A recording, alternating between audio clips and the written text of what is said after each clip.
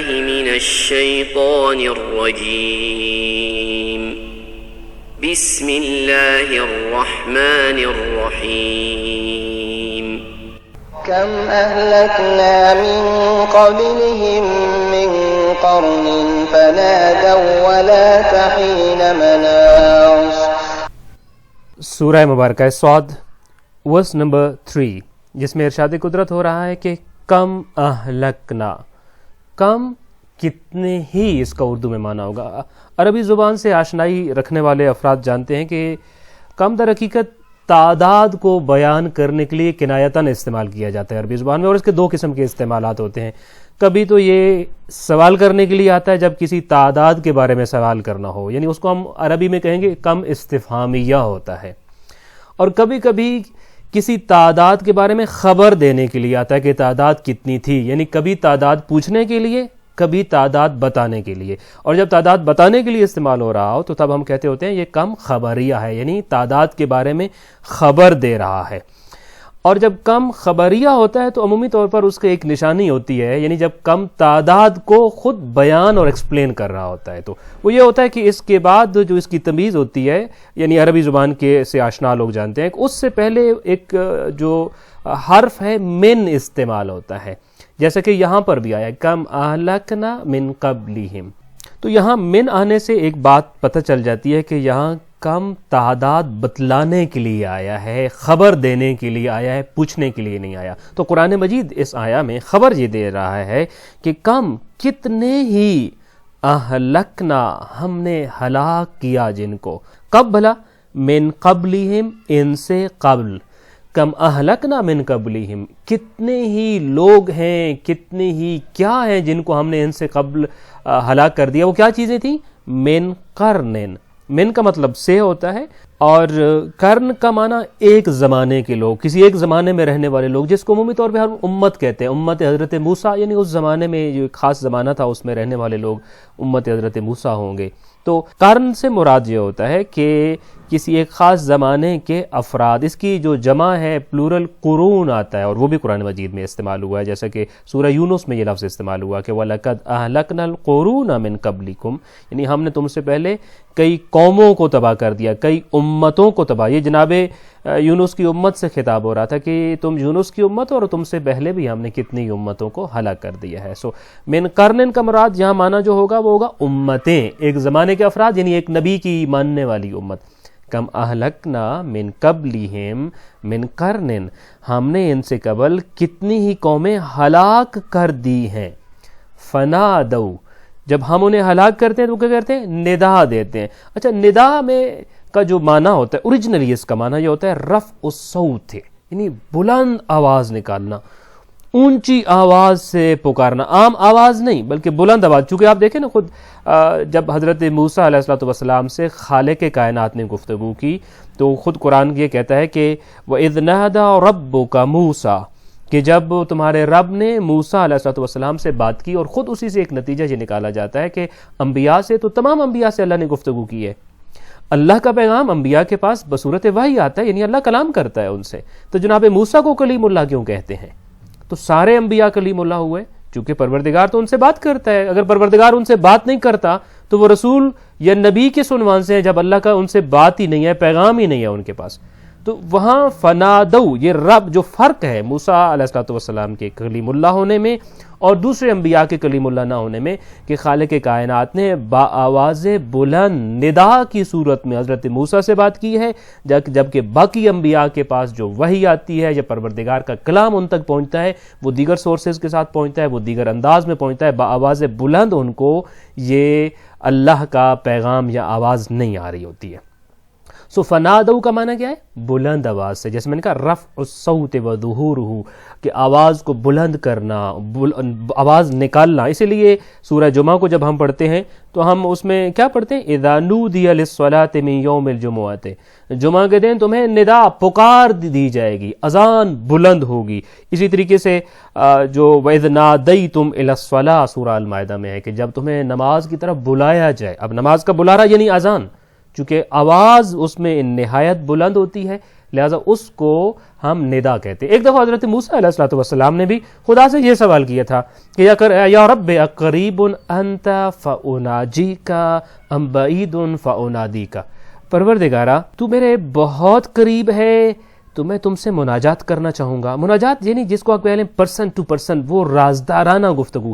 آپ خود دیکھ لیجیے، مناجات امیر المومنین کو اٹھائیے، مناجات خمسۃ عشر امام زین العابدین علیہ الصلوۃ والسلام کو اٹھائیے، اور اگر آپ ان کو سمجھ کے پڑھیں گے تو آپ کو یوں ہی لگے کہ آپ دنیا سے کٹ کے ایک کونے میں بیٹھے ہیں اور پروردگار سے مکالمہ اور ڈائلاگ کر رہے ہیں، گپ شپ کر رہے ہیں، گفتگو کر رہے ہیں۔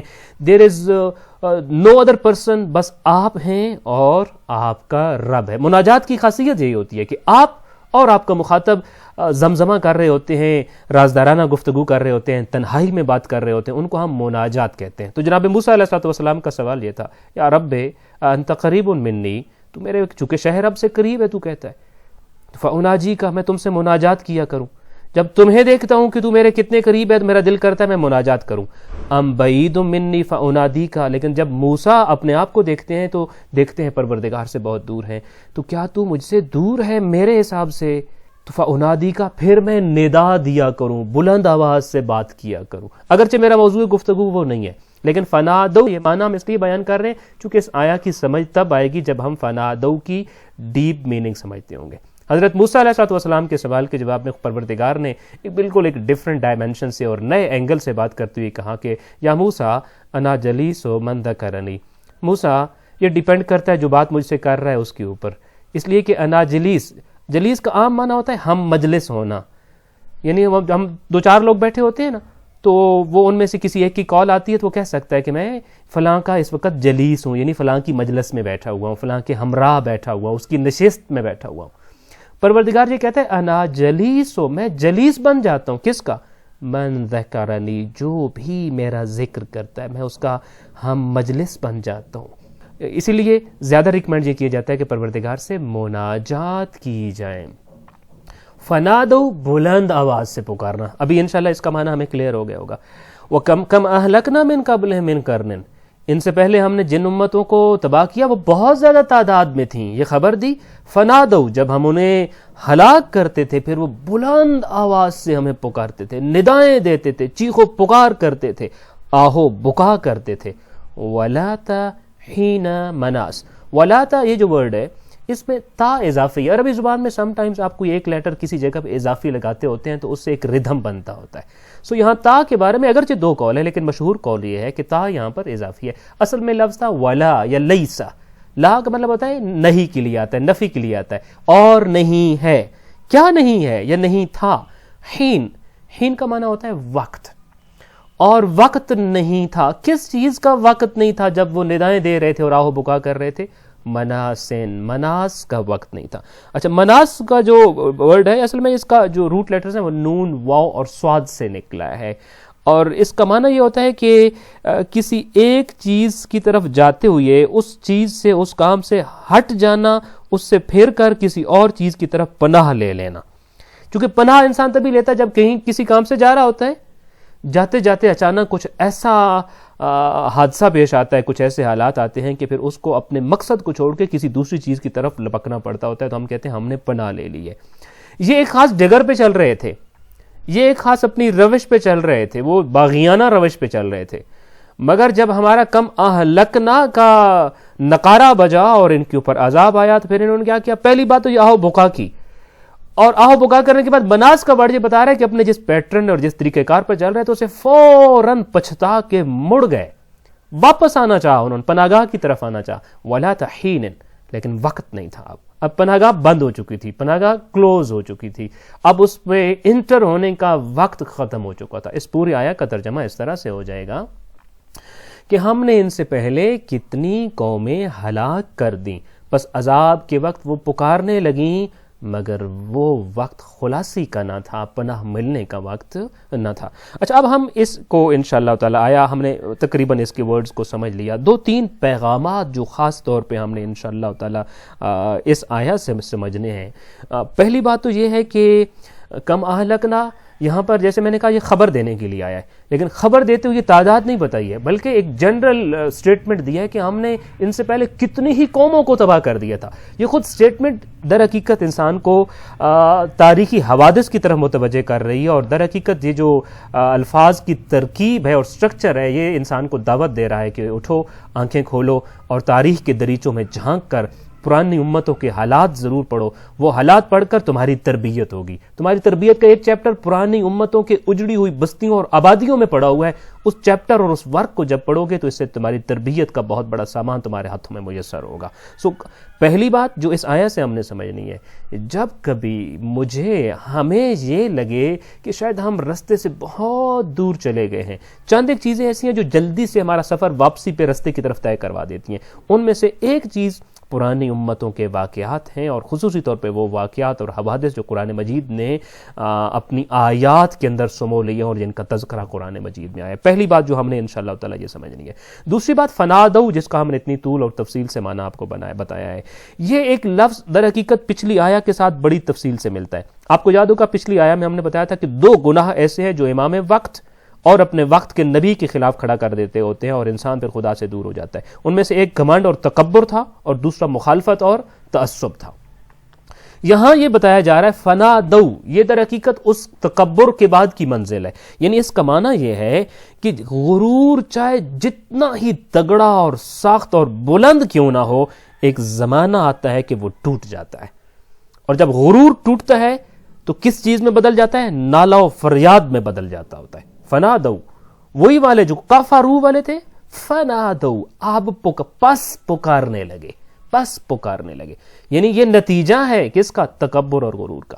یہ ذہن میں رکھیے، تکبر اور غرور جتنا مرضی بڑا کیوں نہ ہو، انسان کے اندر گھمنڈ کتنے ہی اعلیٰ درجے کا کیوں نہ ہو، گھمنڈ اور غرور کا لازمی نتیجہ وہ نالہ و فریاد ہوتا ہے۔ وہ نالہ و فریاد بعض لوگوں کو تو ہم اس دنیا میں کرتے دیکھتے ہیں، جن کو تکبر اور غرور کرتے دیکھا ہے، بعد میں ہم انہی کو دیکھتے ہیں اور ہمیں یقین نہیں آتا کہ یہ وہی شخص ہے جس کو ہم نے پہلے کس طریقے سے دیکھا تھا، بادشاہ وقت کے طور پہ دیکھا تھا، اور اب کاسا اس نے ہاتھ میں اٹھایا ہوا ہے، جیسا کہ مختلف اشعار میں بھی ہم پڑھتے ہوتے ہیں۔ تو ایک چیپٹر جو مجھے انشاءاللہ اور ہم سب کو یہاں سمجھنا ہے کہ ہم جتنا بڑا غرور کریں گے اتنے ہی بڑے نالہ و فریاد اور آہ و پکار کے لیے تیار رہنا ہوگا، کیونکہ غرور جتنا بڑا ہوتا ہے خدا کی ذات پھر ناک بھی اسی قدر انسان کا رگڑتا ہے، کبھی اس دنیا میں اور کبھی آخرت میں۔ دوسری بات جو انشاءاللہ ہمیں اس سے سبق کے طور پہ سمجھنی ہے، اپنی زندگی میں، موجودہ زندگی میں سمجھنی ہے۔ اور تیسری بات وہ یہ ہے کہ خدا کا عذاب وہ چیز ہے کہ جس کے بارے میں کوئی پناہ کہیں نہیں مل سکتی ہے۔ جب عذاب پروردگار آتا ہے، ہم بعض اوقات ہوتا ہے، اسی لیے آپ کے ذہن فوراً اگر میں متوجہ کروں دعائے عرفہ کے اس جملے کی طرف کہ پروردگار اگر تو مجھے مل گیا تو پھر مجھ سے چھوٹ کیا گیا ہے، بھلا تو ملا تو رہ کچھ نہیں کیا، اور اگر تو نہیں ملا تو ملا کچھ نہیں ہے۔ وہاں پہ بھی در حقیقت یہ ساری کائنات مل جائے، در پروردگار چھوٹ جائے تو پناہ تو مجھے نہ مل سکی، اور انسان پناہ ہی ختم ہوتا آ جائے، اور ساری کائنات روٹ جائے اور مخالف بن جائے، مگر در پروردگار مل جائے اور پروردگار مل جائے تو پھر پوری کائنات مل کر بھی جو نہیں دے سکتی تھی وہ رب کے در سے ملتا ہے، اور وہ پناہ پروردگار ہوتی ہے۔ تو یہاں پر بھی یہ ہے کہ جب اللہ کا عذاب آتا ہے وَلَا حِينَ مَنَاص، تو تب کوئی کسی قسم کی پناہ گاہ نہیں ملتی ہوتی ہے۔ اور چوتھا اور آخری پیغام جو آپ کی خدمت میں عرض کرنا چاہ رہا ہوں وہ یہ ہے کہ دیکھیے، دنیا میں کوئی انسان ایسا نہیں ہے جو نالہ و فریاد نہ کرے، آہ و بکا نہ کرے، چوائس ہے۔ کچھ لوگ ایسے ہیں جو نالہ و فریاد اور آہ و بکا کو توبہ کے اندر اختیار کر لیتے ہیں، تو پروردگار ان کی توبہ بھی قبول کرتا ہے، ان کے درجات بھی بلند کرتا ہے، اس دنیا میں بھی عزت عطا کرتا ہے، آخرت میں بھی سرفرازی عطا کرے گا۔ کچھ ایسے ہیں جو نالہ و فریاد کو یہاں نہیں اڈاپٹ کرتے بلکہ تکبر، غرور، گھمنڈ کو اپنا لیتے ہیں۔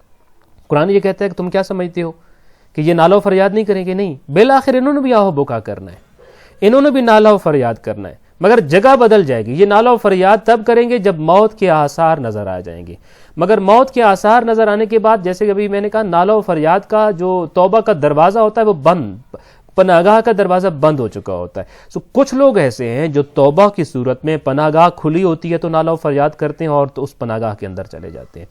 دوسرے افراد وہ ہیں کہ جو پناہ گاہ کے دروازے بند ہو جانے کے بعد، وقت ختم ہو جانے کے بعد، نالہ و فریاد یہ بھی کریں گے، پہلے کہیں اور بزی تھے، اب کریں گے، مگر اب پناہگاہ کا دروازہ کوئی چیز کھول نہیں سکتی. وہ پہلوں کا دروازہ، پہلوں کا توبہ اور نالہ و فریاد نے پناہگاہ کے دروازے کھول دیے تھے اور وہ باحفاظت اندر چلے گئے تھے. سو ہمیں چوائسز آرز، یہ جو آہو بکا ہے، یہ جو رونا ہے، یہ چیخنا پکارنا ہے، یہ کرنا خدا ہی کے سامنے ہے. اگر اپنی مرضی سے اختیار کے وقت گناہوں سے دوری اختیار کر کے پروردگار کے قرب کو اختیار کرنے کے لیے کیا جائے گا تو وہ نالہ و فرجات توبہ کہلائے گا، اور یہ توبہ کا نالہ و فرجات انسان کے لیے اللہ کی پناہگاہ کے دروازوں کو کھول دیتا ہے اور ہمیں اس کے لیے ایلیجیبل کر دیتا ہے اور ہمیں اس پناہگاہ کے اندر لے جاتا ہے. لیکن پناہگاہ کے دروازے بند ہو جانے کے بعد اگر ہوتا ہے، وقت گزر جانے کے بعد، ولا تحین مناسن کے وقت ہوتا ہے، تو پھر اس کا کوئی انسان کو فائدہ نہیں ہوتا بلکہ مقدر انسان کا بن جاتا ہے. پھر وہ ساری ہمیشگی، بلکہ کہوں کہ ہمیشہ ہمیشہ کے لیے جہنم میں رہ کر اسے نالہ و فرجات میں اس کی زندگی گزرتی ہے. سو انشاءاللہ تعالیٰ آج کی اس آیہ میں جو پیغام ہمارے لیے یہ ہے کہ سورہ صاد کی جب آیت نمبر 3 کو پڑھ رہے ہیں تو ہم نے یہ بات آج 2-3 چیزیں جو ہم نے سیکھنی ہیں وہ یہ ہے کہ غرور تب اختیار کریں اگر اس کو بعد میں شکست نہ ملتی ہو اور وہ ٹوٹتا نہ ہو اور اس کو ہمیشگی ہو. جب غرور ٹوٹنا ہی ہے تو اس کو اڈاپٹ کر کے کیا کرنا ہے، اور جب غرور ٹوٹتا ہے چونکہ نالہ و فرجات میں بدل جاتا ہے تو اس نالہ و فرجات کی بجائے انشاءاللہ تعالی ہم توبہ کے رستے کو اختیار کرتے ہوئے پروردگار کی طرف، اس کی پناہگاہ کی طرف تب بڑھیں گے جب اس کے دروازے ہمارے لیے کھل سکتے ہوں. دعا ہے خالق کائنات ہمیں اس دنیا میں اپنا مقام کو پہچانتے ہوئے خالق کائنات کے سامنے اپنی عجز و انکساری کو پیش کرتے ہوئے اس کی قربت اختیار کرنے اور اس کی معرفت حاصل کرنے کی توفیق عطا فرمائے. السلام علیکم ورحمۃ اللہ وبرکاتہ.